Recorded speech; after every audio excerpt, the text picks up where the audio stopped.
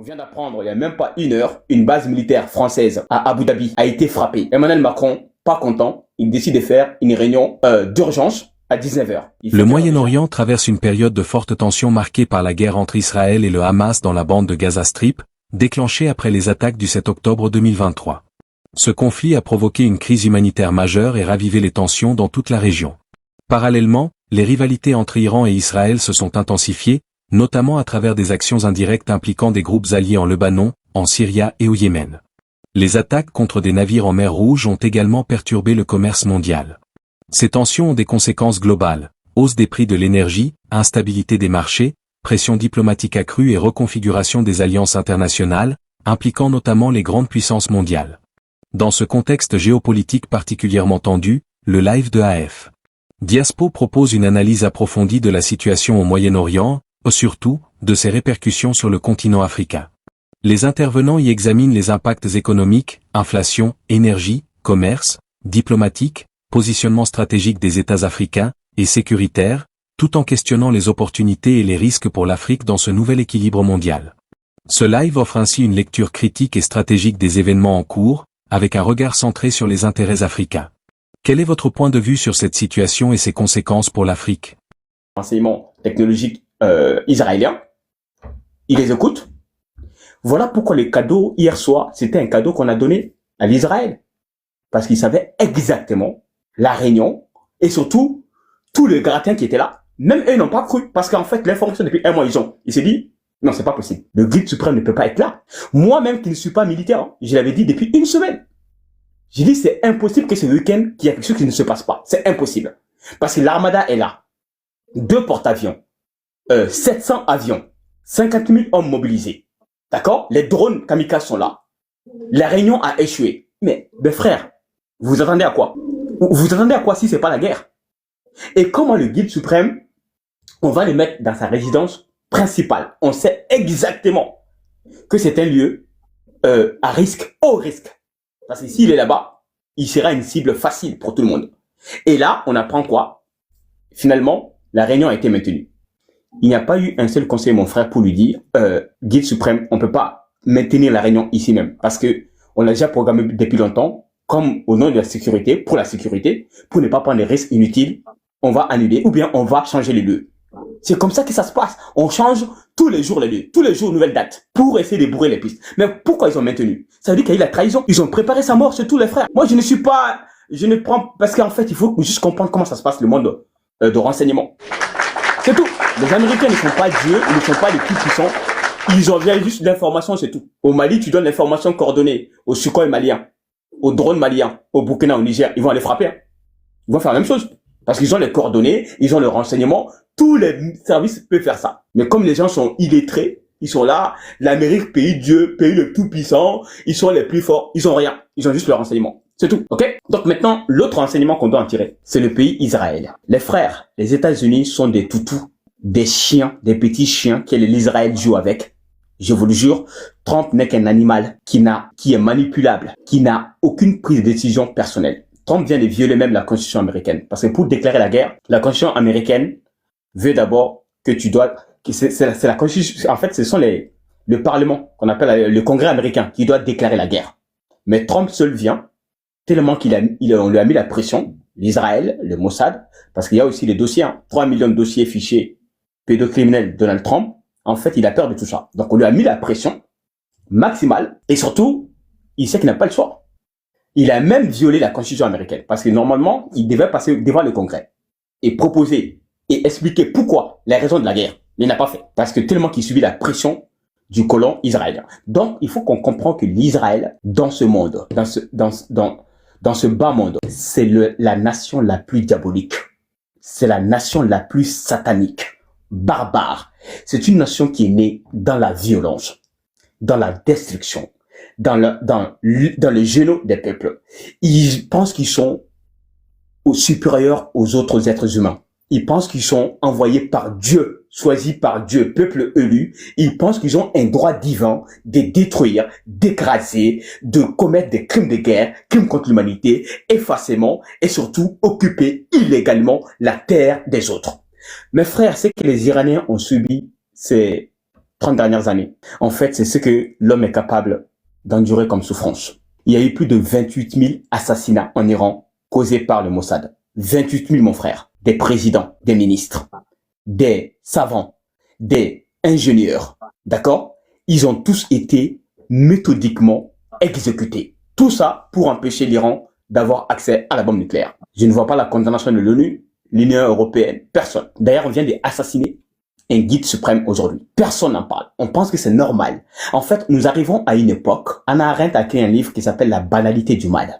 En fait, ça veut dire quoi? Il y a des nations, l'Occident, OTAN, Israël, ils ont décidé que l'humanité, le type de l'humanité qui est gratuit, nous sommes tous des humains.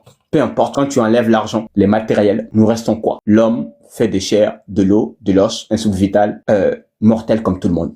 Et il va mourir, comme tout le monde. Nous sommes tous pareils. Mais il y a des êtres humains sur cette terre, à cause de leur aliénation au matériel, à cause du capitalisme désinhibé. Ils ont cru qu'ils sont surhumains. Ils ont cru qu'en fait, que les autres ne sont plus humains. Parce que les autres ne sont pas à leur niveau de vie. Parce qu'ils pensent que les autres ne sont pas au même titre d'humanité qu'eux. Donc, ces gens-là méritent la mort. Est-ce que vous comprenez? Donc, ils décident de donner la mort à des gens, à des populations qu'ils souhaitent. Ils le décrètent. États-Unis se lèvent. Ils vont au Venezuela. Président, ils vont le capturer. Toutes 300, 400 morts. Normal. Aucune condamnation. Et les gens vont dire, bravo, États-Unis, fort, dictature, Maduro, enlevé. États-Unis s'élève, il va aller bombarder le Nigeria. Il va s'élever, il va s'aller bombarder l'Irak, la Syrie, la Somalie. Somalie, 300 frappants. Normal. Des morts, des civils.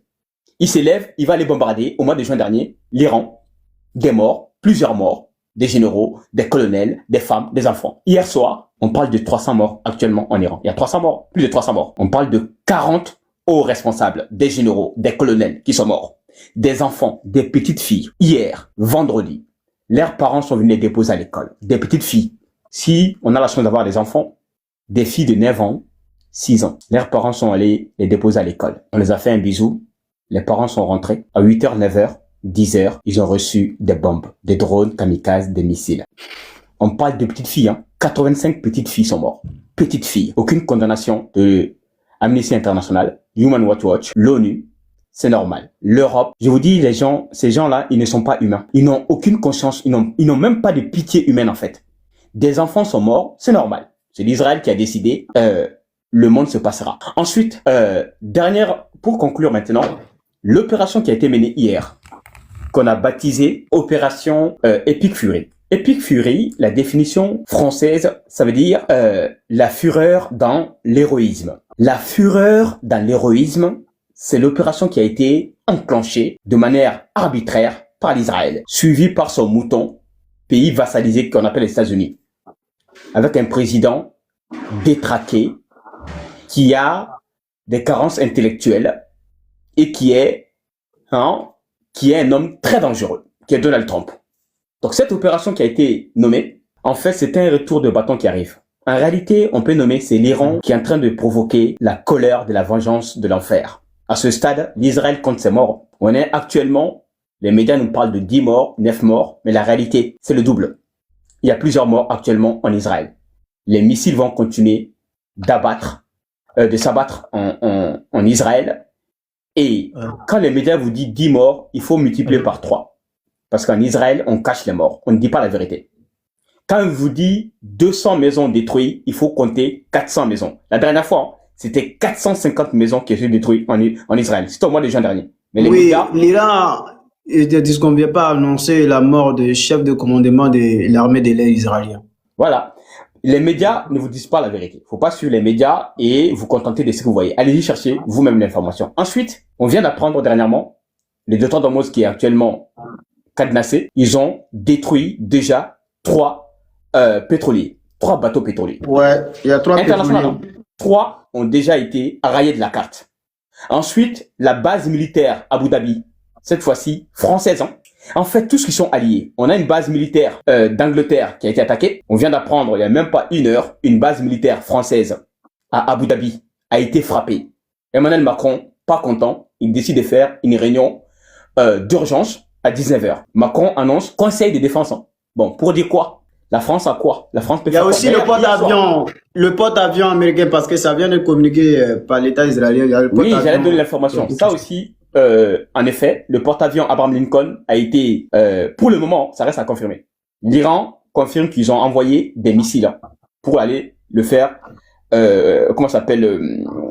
le faire disparaître. Pour le moment, ça reste des affirmations des Iraniens. On entend moi, j'attends. Quand je parle des informations comme ça, j'attends d'avoir la certitude. Voilà. Confirmation, image à l'appui. Comme ça, je peux dire. Mais la question que je vais vous poser, Brian. Permettez-moi juste une minute. Je vais conclure cette partie. Comme ça, tu peux poser la question. Donc, l'Iran, en réalité, en pensant qu'ils vont se prendre l'Iran, qu'ils vont éliminer le guide suprême, en fait, il vient de provoquer l'unité, la colère, la fureur de l'Iran qui a en fait, ce que l'Iran a fait, aucun pays n'a fait ça dans le monde. Aucun. Attaquer toutes les bases militaires américaines au Moyen-Orient, Abu Dhabi, Bahreïn, Oman, Arabie Saoudite, Qatar, Chypre, même les pays européens. Aucun pays n'a fait ça dans le monde. On est en train de sous-estimer l'héroïsme des Iraniens avec leurs missiles. Ce qu'ils viennent de faire, je ne sais pas quel pays a fait ça dans la guerre. Aucune. Israël même, malgré d'hommes de fer, malgré le plus gros porte-avions du monde, qui s'appelle Gerald Stické, savamment préparés et qui sont des fureurs et des terreurs. Les Israéliens, ils sont en train de pleurer leur mort. Là, les cadavres sont en train d'être comptés en Israël. Ils sont en train de compter leurs cadavres maintenant. En fait, ils pensaient que la guerre est finie. Ils n'ont pas compris. Ça ne fait que commencer. Et il faut savoir que les alliés iraniens vont aussi rentrer dans le jeu. Les Houthis ont commencé à bloquer la mer Rouge. Ça veut dire que le détroit, où il y a plus de 25% du pétrole du monde, passe par là-bas. 3 bateaux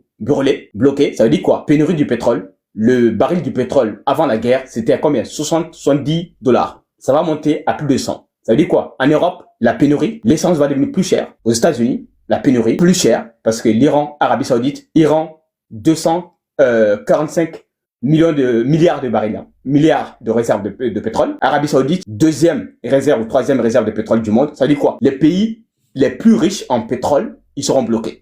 Ça veut dire que le monde entier va sentir la douleur. Nous allons tous sentir la vraie souffrance bientôt. Bientôt, tout sera cher. L'énergie, c'est le moteur du monde. C'est ce qui fait fonctionner les industries, les avions, les trains, les voitures, les motos, tout ce que vous voulez. Donc, si on n'a plus le pétrole, l'Europe surtout, la mer Rouge qui passe par le canal de Suez, là-bas aussi, c'est bientôt bloqué. Donc, conséquence, il y aura la crise économique.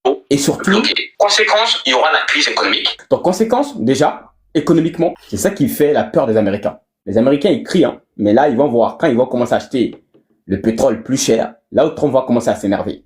Voilà, en conclusion, les frères, nous sommes dans un monde qui est très dangereux. Et dans ce monde, il y a un frère qui vient de le dire, il faut qu'on investisse dans l'éducation, dans la science, dans la technologie, et demain, créer des génies, des ingénieurs, pour pouvoir nous doter des armes qu'on aura besoin. Dans ce monde, la diplomatie, ça ne fonctionne plus. C'est le langage des loups. Pour arrêter un loup, il faut un loup. Pour arrêter la mort, il faut la mort. Pour arrêter un barbare, il faut un comportement barbare.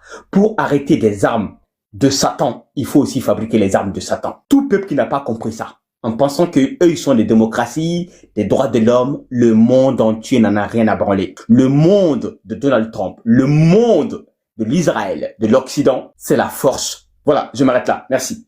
Merci beaucoup, grand frère Brian Taka. Merci beaucoup pour votre analyse pertinente et fluide. Les gens ont besoin de toi toujours sur le panel. Si tu n'as pas de préoccupations, tu peux laisser, il y a les questions qui vont te en venir et tu pourras répondre à la question des autres par rapport à ce que tu viens de développer. Mais la question que j'aimerais vous poser avant de donner la parole à grand frère Lorobi et aux autres, après tout ça, quelle est la réaction du Sud global, y compris le monde des BRICS? Est-ce que ce n'est pas un coup dur pour les BRICS, Brian? Alors, la Chine a été très claire. La Chine, vraiment, on peut pas en vouloir à la Chine. Pourquoi? La Chine a envoyé des armes. Si c'était pas la Chine, l'Israël et les États-Unis, ils allaient faire pire que ce qu'ils ont fait hier.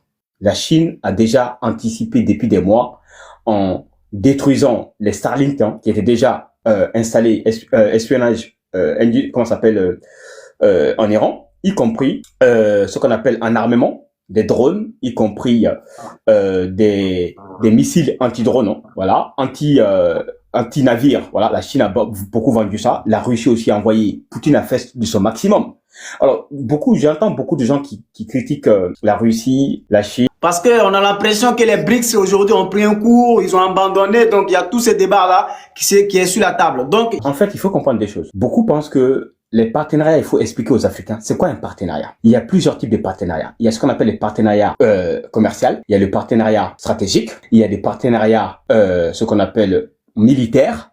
Donc, on va parler du plan militaire, surtout, c'est ce qui incombe le plus ceux qui sont en train d'accuser la Russie, y compris de la Chine, de laxisme ou de l'inertie. Quand il y a un accord militaire, j'ai vérifié hier soir, j'étais dans un panel congolais, il y a un gars qui est monté, il y a un accord militaire entre l'Iran et la Russie et que la Russie n'a rien fait. J'ai dit c'est faux. Il y a plusieurs choses qui montrent que il n'y a pas d'accord, ce qu'on appelle formel. Il y a eu un petit accord d'entraînement, de formation, de vente d'armement, c'est tout. Tant qu'il ne s'est pas écrit noir sur blanc, l'article équivalent de l'article 5 de l'OTAN, quand un pays est attaqué, l'autre a l'obligation de venir le défendre, comme l'AES fait maintenant. Dans l'AES, c'est l'article 6 qui est là. Quand tu attaques le Mali, Burkina, Niger, ils vont venir. Tu attaques le Burkina et vice versa. Niger, pareil.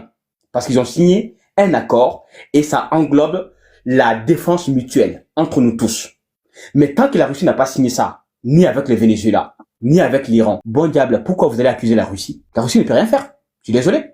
Ils ont fait ce qu'ils pouvaient. Ils ont envoyé des armes, le renseignement.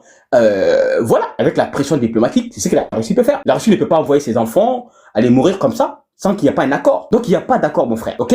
Donc, maintenant, ce qu'il peut faire, c'est de continuer de mettre la pression et de se préparer parce que il n'y a que dans ce monde, je ne vois que deux pays qui peuvent arrêter les États-Unis. La Chine, la Russie. Et pour cela, on doit prier pour que la Chine soit la première puissance rapidement ou bien qu'il y ait une guerre parce que la Chine aussi veut aller récupérer Taïwan. On sait que ça va arriver. Et cette guerre-là sera... Merci d'avoir interpellé ça. C'est ce que j'avais dit. Ce sera le début de la fin des États-Unis. Parce que les États-Unis, soit ils vont capituler, ils vont pas aller se mêler dedans, ils vont avoir peur parce que tout le renseignement militaire montre que en matière de puissance militaire, d'armement, de fabrication d'armes, de composants d'armement, il n'y a pas une armée au monde qui peut maintenant se frotter à la Chine. Tu commences, tu vas disparaître. Merci, je m'arrête là. Merci beaucoup pour cette analyse brillante et pertinente. C'est ce que je veux dire. Vu que les Américains s'attaquent à l'intérêt chinois indirectement, est-ce qu'il n'est pas temps que la Chine capture la Taïwan? Oui, vous voulez des motions. Allez-y, je te donne la motion. Je vais laisser les autres aussi prendre la parole, ok? J'ai pas envie de débattre. Hein. Ouais, non. Laisser les autres prendre la parole aussi. Merci. Oui, je vous donne la motion. Merci beaucoup. Ok, bonsoir, merci beaucoup. Je vous remercie pour votre intervention, pour le live que vous avez organisé en faveur de toute la jeunesse du monde entier, également de la jeunesse africaine. Parce que c'est ce genre de live que moi j'aime beaucoup. Aujourd'hui sur les réseaux sociaux, on aime que voir les lives de distraction, de comédie, alors que c'est que la jeunesse doit comprendre aujourd'hui, c'est notre avenir. Bon, sans plus tarder, c'est-à-dire en tant qu'un jeune aujourd'hui, plus pire encore un jeune africain qui voit les États-Unis comme un pays très géant, ou soit qui est en train de glorifier les États-Unis, ou bien s'ils font leur acte terroriste quelque part, il est là en train de le glorifier. La personne, on le considère comme un cyber, parce que les États-Unis, en fait, moi je ne vois pas encore leur puissance militaire ou économique. Pourquoi je l'ai dit ainsi? On a l'habitude de dire que c'est eux les premières puissances mondiales dans l'économie, dans le militaire, tout, mais moi je n'ai jamais confirmé cela. Pourquoi? Parce que celui qui s'est débrouillé lui-même et il a gagné quelque chose est différent de celui qui a volé et a braqué. L'économie américaine est basée sur le vol, le pillage. Regardez dans tout le monde entier, c'est-à-dire dans l'histoire du monde, les guerres, toutes les génocides, les conflits, le terrorisme un peu partout, les mésententes entre les États. Regardez, derrière ces guerres, ces génocides, vous allez trouver les États-Unis là-bas. Parce que eux, leur but là, c'est de déstabiliser tout le monde à leur profit, tous les pays du monde entier à leur profit. Parce qu'il se dit que nul ne doit pouvoir les égaler. Et donc, il faut donc que nous retenions quelque chose. Ceux qui croient que l'Iran, ils ont tué le guide suprême et que c'est fini là, ils mentent. Je vous dis, le guide suprême là, leur révolution là, ils sont basés sur 30 quelques personnes. Même s'ils ont tué celui qui a pris la relève aujourd'hui, même s'ils l'ont tué, il est derrière lui se trouve encore d'autres personnes. Donc c'est un groupe, c'est une équipe qui travaille. Ne crois pas que c'est ici en Afrique où si on tue un président, ça fait plus de 100 ans ou 200 ans après avant qu'on ne connaisse un révolutionnaire. Ce n'est pas ça, ce n'est pas ça. L'Iran, non, ce n'est pas comme les petits États que nous avions aujourd'hui. Et quand on tue un président, c'est fini pour lui. Non, ce n'est pas ça. En plus de cela, nous devons retenir quelque chose également. Donald Trump, l'économie américaine est en train de s'écrouler, que personne ne sait pas. Dans le fond, là, l'économie, ça dit, il y a certains pays qui se sont révoltés contre les intérêts américains dans ces pays-là. Et comme ça, l'économie est en train de se chuter. Et ils ne voulaient pas faire montrer ça.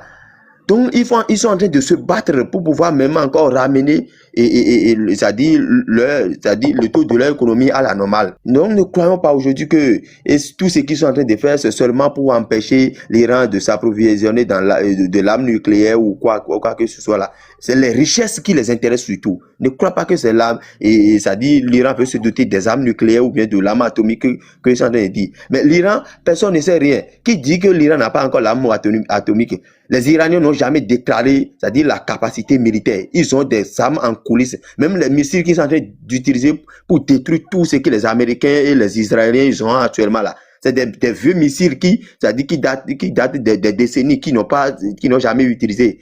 Même les armes modernes de l'Iran, les gens n'ont pas encore utilisé ça. C'est maintenant la guerre a commencé. Ne croyez pas que ne restez pas ici. Je vois des jeunes qui disent que l'Amérique Trump ne blague pas, qu'il est allé capturer Nicolas Maduro, il est venu, il a tué le guide suprême, que bientôt, que ce serait le tour des autres pays. Et ils sont contents. Je l'ai dit, un jour ça va venir sur nous. C'est ce que nous ne savions pas. C'est petitement que les choses commencent. Il y a quelqu'un, soit un adage africain qui dit que les guerres souvent, ou soit les mésentendances des États sont comme les feux de brousse. Quand ça prend, ça dit quand ça prend dès le début là, on croit que c'est quelque chose qui va s'arrêter là. Mais petitement, tout le champ, toute la brousse sera embrasée. Donc ne croyons pas que ce qui se passe entre l'Iran, l'Israël, l'Amérique là, c'est une affaire c'est-à-dire d'une région, non.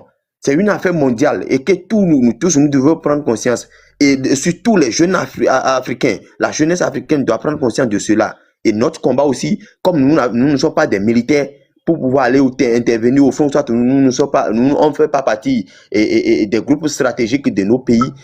C'est notre arme ici, c'est l'arme que nous avions actuellement là, c'est la communication, c'est la désinformation. C'est-à-dire, il faut passer par tous les moyens, passer par tous les canaux possibles pour contrer toutes les fausses informations que ces Iraniens ou ces Américains et ces Israéliens, parce qu'ils ont recruté des gens, c'est ce qu'ils font souvent.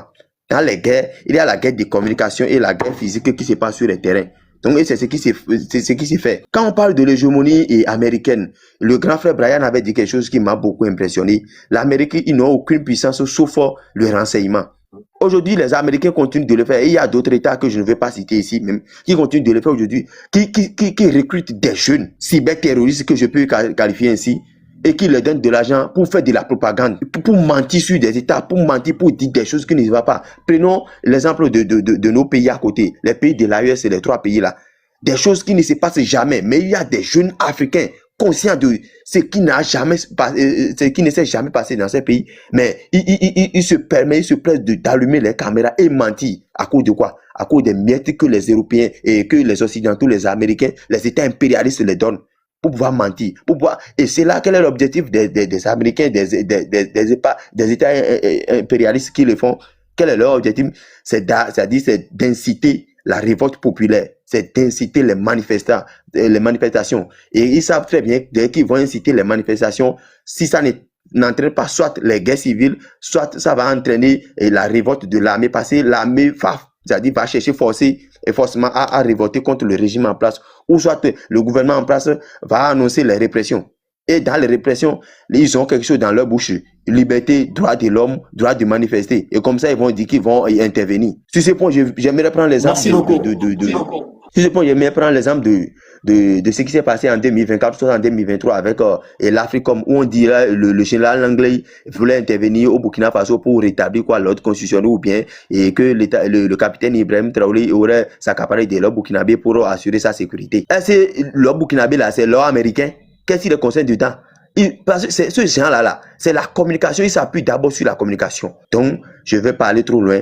Je vous félicite beaucoup, monsieur Diaspo, et Dieu le Tout-Puissant, c'est-à-dire, sera à votre côté, les ancêtres, les héros, les héros de ce continent, les héros de ce monde, qui ont opté pour la patrie, qui ont opté pour un monde équilibre là, seront toujours avec vous, et que le combat que vous avez engagé, nous sommes à votre côté, on va mener ce combat jusqu'à la fin.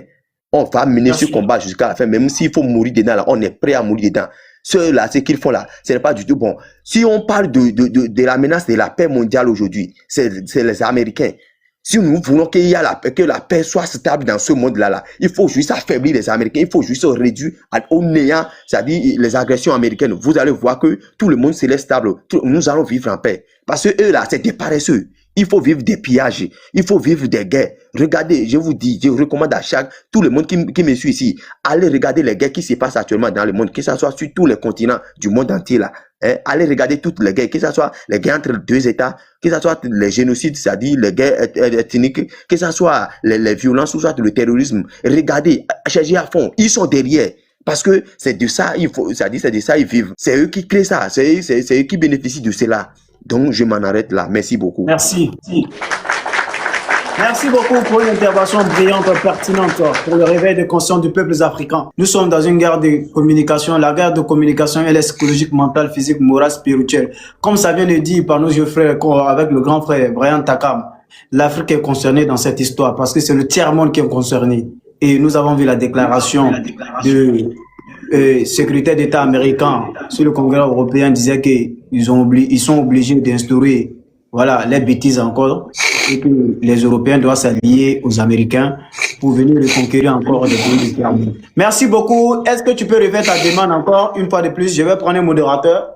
Merci beaucoup. Alors, grand frère Lorobi, soyez la bienvenue. Bonjour, le frère Brian qui a déjà tout dit. Voilà, Brian a... L'événement qui se passe à Moyen-Orient et surtout les répliques sur le continent africain. Quel est votre point de vue de cette situation aujourd'hui? Je n'ai pas grand chose à dire parce que le frère Brian, vraiment, sincèrement, il a fait une intervention brillante. Ceux qui veulent comprendre, ils vont comprendre. Ceux qui ne veulent pas comprendre, ils ne vont pas comprendre. Sinon, tout a été clair, tout a été dit.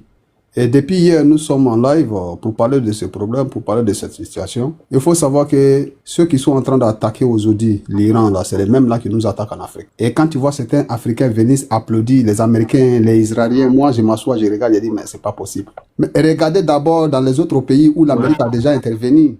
Le résultat c'est quoi? Question.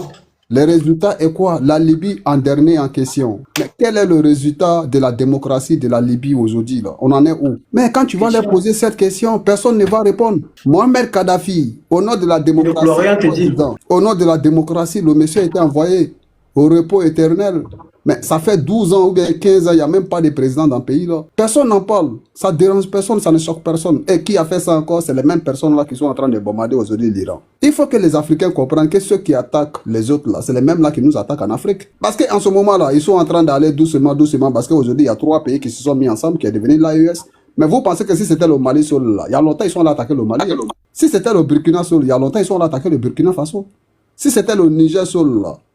Mais le président Assimi Goïta a fait une vidéo où il y a un chef d'État de la sous-région qui l'a appelé. Est-ce que c'est sérieux que vous allez défendre le Niger? Le président Assimi Goïta a dit si on n'est pas sérieux, venez attaquer, vous allez voir. Et voilà comment ils ont reculé. Sinon, ils étaient prêts pour aller envahir le Niger. Et ce dernier-là a voulu faire comprendre à président Assimi Goïta que non, le cas du Niger, ça n'a rien à voir avec le cas du Mali. Donc, il ne faut pas que les autorités maliennes interviennent du côté du Niger. Le président Assimi Goïta a dit pas question. Si vous venez, on va venir vous attaquer. Donc, aujourd'hui, 3 pays, ça les fatigue un peu. Sinon, je vous jure, si c'était un seul, il y a longtemps, ils ont envahi ce pays-là. Donc, c'est pour dire à tout le monde ici que vous voyez maintenant pourquoi je parle de traite à chaque fois dans mon intervention. Le traite, c'est le plus grand danger d'une nation. On ne peut jamais construire une nation avec le traite. Parce que le traite n'en a rien à foutre de sa nation, de sa population, de son pays. Il s'en fout complètement. Aujourd'hui, là, à cause de lui seul, son ventre. Il va aller mettre la vie de plus de 100 millions de populations dans l'eau. Parce qu'aujourd'hui, il faut savoir que l'Iran aujourd'hui est en face de sa survie. L'Iran est en face de sa survie. Ce qui se passe en Iran, là, ils ne sont pas dans une guerre de propagande. Ils sont dans une guerre de la survie de leur peuple. Mais regardez-nous les Africains. Regardez-nous les Africains. Depuis la nuit du temps, ils sont en train de massacrer nos leaders. Mais regardez la misère des peuples noirs d'Afrique. Regardez comment nous sommes dans la Méditerranée. Mais les gens pensent que c'est la pauvreté qui fait qu'on fuit nos pays pour aller dans la Méditerranée. Les gens pensent que, oui, nos dirigeants n'ont pas de capacité de... Non, il y a un système qui est mis en place pour nous maintenir dans cette précarité. Ça, c'est vrai. Mais c'est la même précarité là qu'ils cherchent à mettre tout le monde dedans. Ils veulent le rester. C'est-à-dire, si tu demandes les Américains, L'Américain pense que Dieu les a créés, et puis eux, ils ont créé le reste du monde. Voilà la triste réalité que nous vivons. Et on a des Africains, on a des frères qui sont là encore pour soutenir ces criminels-là. Des gens qui sont quittés en Europe pour aller blanchir tout un continent qui est les États-Unis d'Amérique, s'emparer de ce pays-là, de cette terre-là, où ils ont enlevé même les Noirs, les Indiens, les Amérindiens, pour s'asseoir sur leur terre des forces en massacrant des millions de populations pour prendre leur place. Vous pensez que ceux-là, ce sont des êtres humains? Bran l'a dit tout à l'heure. Nous sommes des humains, nous, là. Nous sommes originaux, là. Vous savez, il y a toujours différence entre original et artificiel. L'homme noir est original. C'est pourquoi nous, là, on ne connaît pas ce qu'on appelle crime. On ne sait pas faire du mal au prochain. On a l'amour des prochains. Mais eux, là, c'est des gens qui n'en ont rien à foutre de la vie humaine, en fait. Ouais, ça c'est de la réalité. Ils n'en ont rien à foutre. Mais regardez, prenez l'exemple. Quand moi je suis arrivé en Europe, je sors un peu dans les rues de la France, de l'Italie, de l'Espagne, je regarde un peu les Africains dans la merde, qui dorment même sur le carton, qui n'ont même pas de petites maisons ou bien un petit boulot pour pouvoir gagner leur vie. Et je vois des organisations, soi-disant les ONG, aller aider les pauvres en Afrique. Je me suis assis, je dis, mais c'est quelle hypocrisie ça? Commencez d'abord par nous qui sommes dans vos nez, là. Votre amour que vous avez pour ceux qui sont sur le continent à 6000 km de chez vous. Mais nous sommes d'abord dans votre nez là. Si vous avez vraiment l'amour pour ce peuple là, c'est chez nous ça doit commencer. J'ai dit qu'il y a quelque chose qui ne va pas. Je l'ai dit. Et encore. Mais est-ce que dans l'intérêt de ces personnes-là, c'est pour voir l'Afrique ou le monde, comme ils ont l'habitude de dire, le tiers-monde progresser économiquement ou peut être stable? Mais on n'a même pas besoin de parler. Les Africains qui refusent de voir la vérité là, c'est eux-mêmes qui ont dit, nous n'avons pas intérêt à ce que l'Afrique se développe. Les vidéos sont là. Ils ne se cachent même plus dans leur, comment on appelle, dans leur objectif.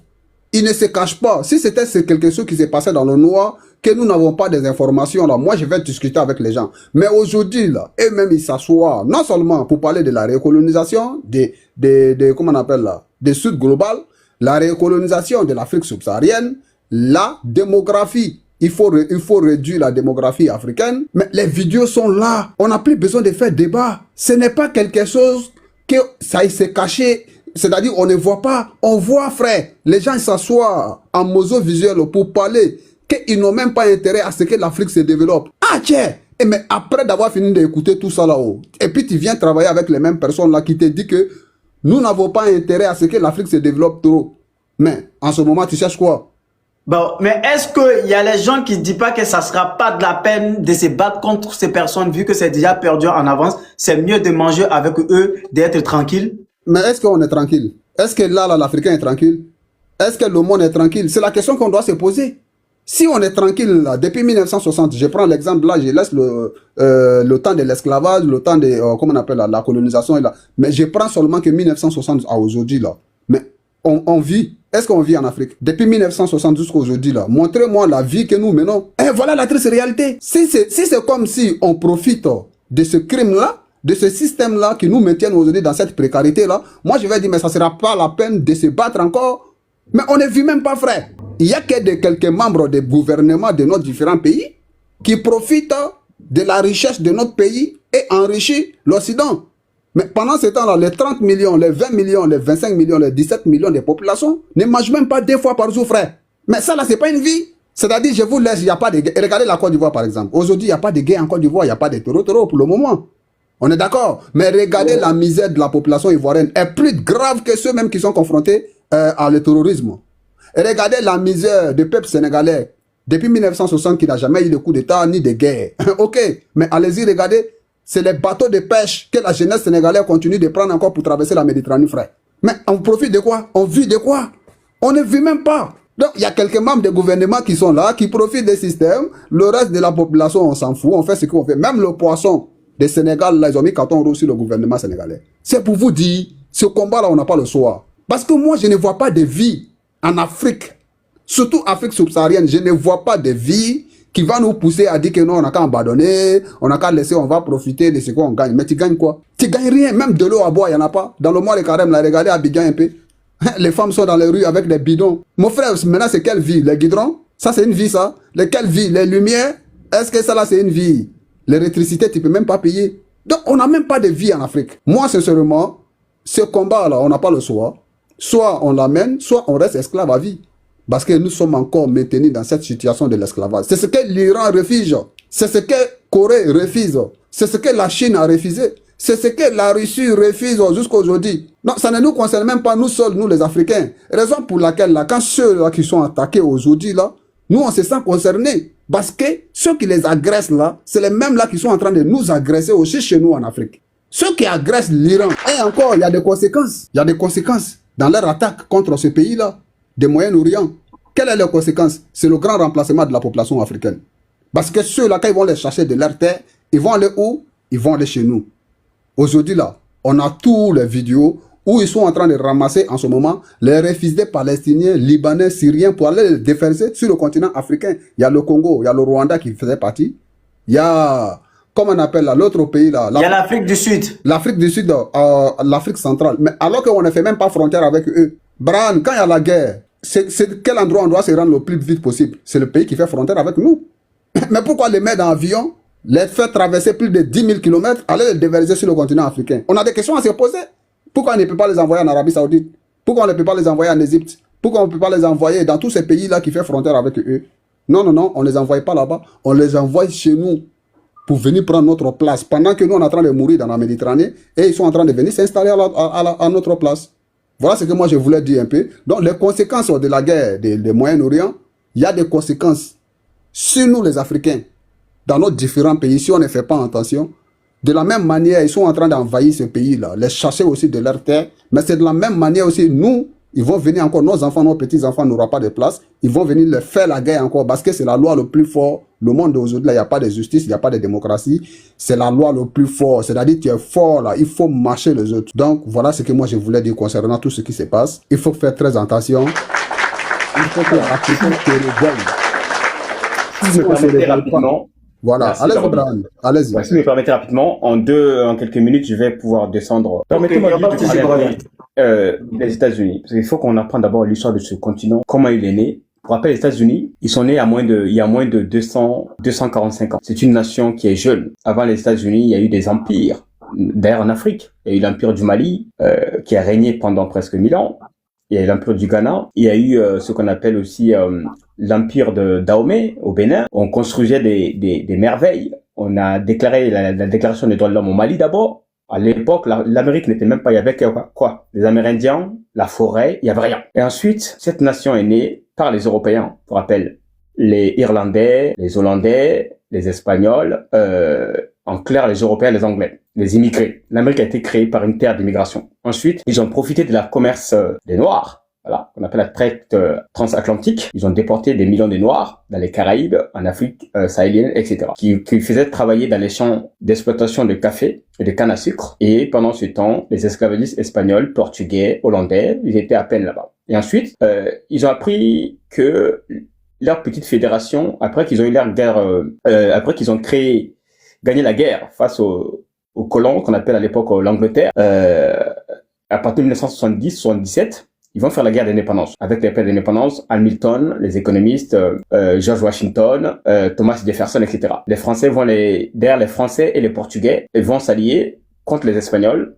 Ils vont trahir les Espagnols. Et ensuite, ils vont soutenir les Américains. Et, comme par hasard, les Américains auront leur indépendance. À l'époque d'ailleurs, avant qu'ils achètent Alaska, Louisiane était française, pour rappel. La France avait déjà un département plus grand qui s'appelle la Louisiane, qui est d'ailleurs un pays que la France avait déjà acheté. Alaska appartient aux Russes. Ils vont les acheter avec une miche de pain, 15 millions. Alaska, Louisiane, pour rappel, la France va les vendre aux Américains à 5 millions actuellement de dollars.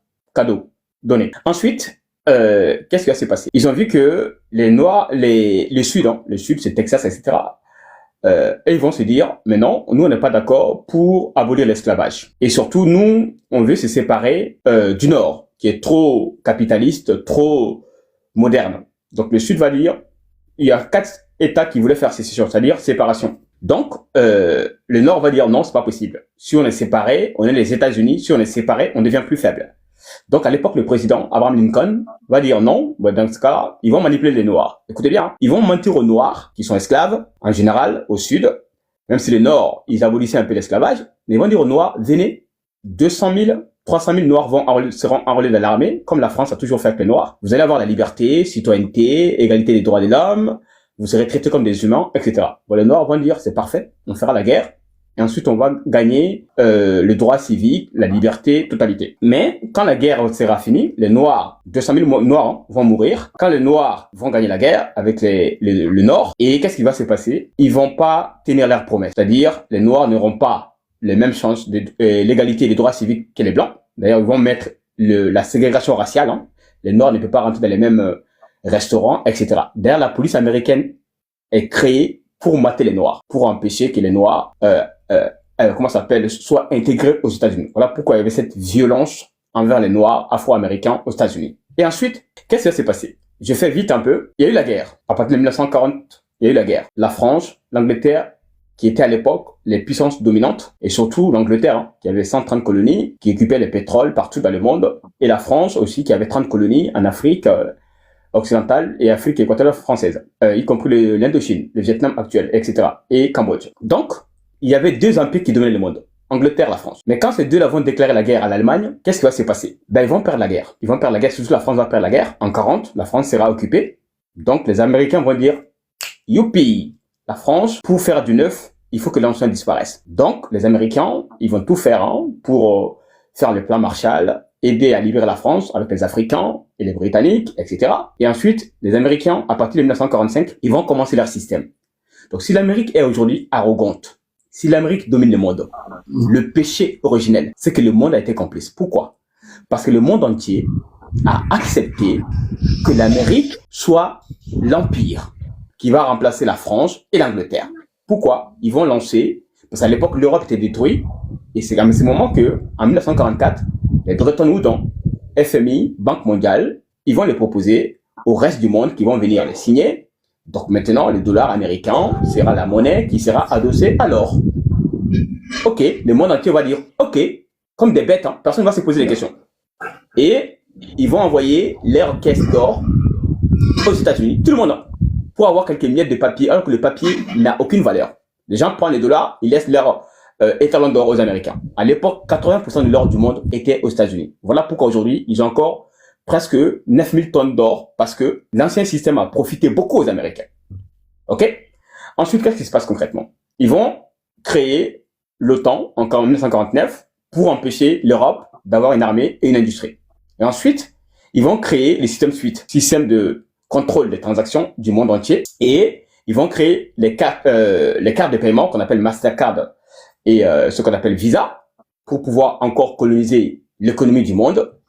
Et ensuite, les pays de l'Amérique latine, ils vont aller commencer à faire des coups d'État là-bas. L'opération La Bête du Cochon au Cuba, voilà, y compris les Philippines, Venezuela, Mexique, etc. Ils vont coloniser tous ces endroits-là pour avoir leur pétrole, gaz, etc. et matières premières. Et pendant ce temps, ils vont essayer de coloniser l'industrie européenne. D'ailleurs, qui a créé l'Union européenne? C'est Jean Monnet, qui est le père de la création de ce qu'on appelle l'Union européenne, qui avait pour projet de vassaliser les Européens, des fédérations et avec des élites corrompues, des traîtres comme des Macron, voilà, qui seront formés à la docilité aux intérêts américains, à la finance, au libéralisme désinhibé, immoral, et surtout que les Européens, ils vont laisser ce qu'on appelle l'actionnariat, c'est ce qu'on appelle le libéralisme. D'ailleurs, le libéralisme, c'est quoi? C'est la liberté d'entreprendre, la liberté de mettre les actions et aussi protéger la propriété privée, etc. Donc les Américains, BlackRock, JP Morgan, les plus grands patrons américains, ils vont venir s'accaparer des fleurons d'industrie européens. Comme des bêtes, eux aussi, ils acceptent. Ils se posent même pas des questions, d'accord? Et comme ça, petit à petit, ils grignotent les fleurons d'industrie français. Et quand nos fleurons d'industrie nous attaquent en justice, si on refuse. Donc demain, tout le monde refuse le FMI, la Banque mondiale, le dollar américain. Qu'est-ce qui se passe? Les Américains, ils sauront quoi? Ils sauront quoi? Rien du tout. Donc, maintenant, il faut que le monde entier se réveille et surtout, il vient de provoquer la colère des millions de musulmans qui ne sont pas contents. Donc, les intérêts américains, ils seront beaucoup attaqués dans les jours à venir. Et on sait pertinemment que d'ici 5 ans, de toutes les façons, quoi qu'il en soit, la Chine va les dépasser. Et le monde retrouvera avec la Chine, première puissance militaire, économique, il y aura un équilibre. Les États-Unis n'est pas Dieu, hein. Faut qu'on rappelle aux humains. Il y a eu des grands empires qui ont dominé le monde pendant 1000 ans, comme l'Empire romain. Aujourd'hui, il est où l'Italie? Nulle part. L'Empire byzantin. Ils sont où maintenant les Grecs? Nulle part. Ok? L'Amérique aussi, son règne terminera bientôt et avec les Chinois, je pense que les Chinois feront beaucoup mieux que les Américains. Parce que les Chinois, dans leur histoire, ils ne sont allés jamais coloniser, en tout cas, des pays, faire des coups d'État, aller assassiner des présidents. Voilà, mon frère, l'histoire un peu. Tant qu'on n'a pas compris l'histoire des Américains et comment déconstruire leur monde qui est en train de nous coloniser avec leur monnaie, les institutions, le FMI, la Banque mondiale, ben, on crie pour rien, en fait. Nous, on est là, on crie, alors que déjà, on est dans un piège que personne ne sait. Voilà, merci beaucoup. Je vais vous laisser et bon courage à vous. Et puis, à très bientôt.